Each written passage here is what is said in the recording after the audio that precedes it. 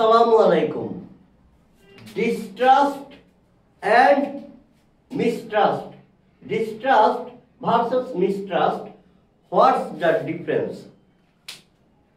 কাউকে অবিশ্বাস করা অর্থে আমরা ডিস্ট্রাস্ট এবং মিস্ট্রাস্ট দুটো ওয়ার্ডে ব্যবহার করতে পারি, তবে ব্যবহারগত দিক থেকে এদের মধ্যে পার্থক্য আছে।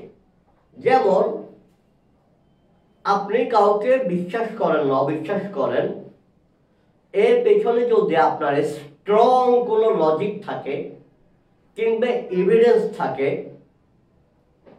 ধরুন কেউ একজন আপনার সাথে এর আগেও বিশ্বাসঘাতকতা করেছে, যার প্রমাণ আপনার কাছে আছে, কিংবা সে যে বিশ্বাসঘাতকতা করেছে সেটা আপনি খুব ভালোভাবেই জানেন। তো এক্ষেত্রে আপনি যদি বলেন যে আমি তাকে বিশ্বাস করি না, আমি তাকে অবিশ্বাস করি, সেক্ষেত্রে আপনি বলতে পারেন I distrust him. I distrust him. He is a fraud. He is a fraud. সে একজন প্রতারক কিংবা ভণ্ড। অর্থাৎ সে এর আগে আপনার সাথে কোনো না কোনো বিশ্বাসঘাতকতা কিংবা প্রতারণা কিংবা ভণ্ডামি করেছে।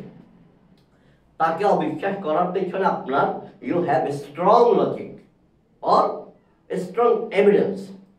কিন্তু আপনি কাউকে অবিশ্বাস করেন, অবিশ্বাস করলেও আপনার কাছে স্ট্রং কোনো লজিক নাই কিংবা কোনো এভিডেন্স নাই, কোনো এভিডেন্স নাই।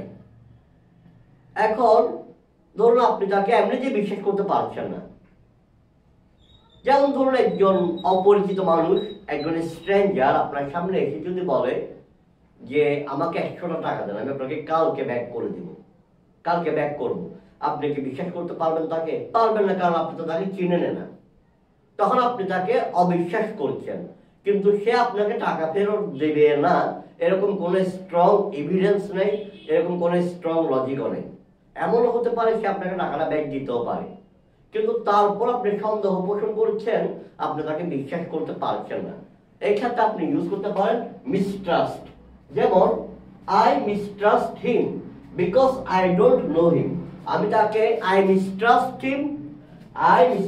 হিম because I don't know him.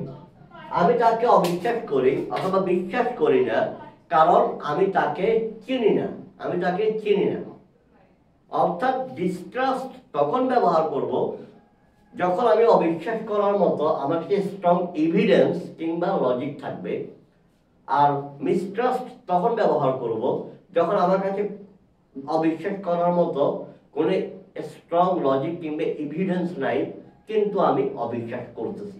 ধন্যবাদ। আসসালামু আলাইকুম।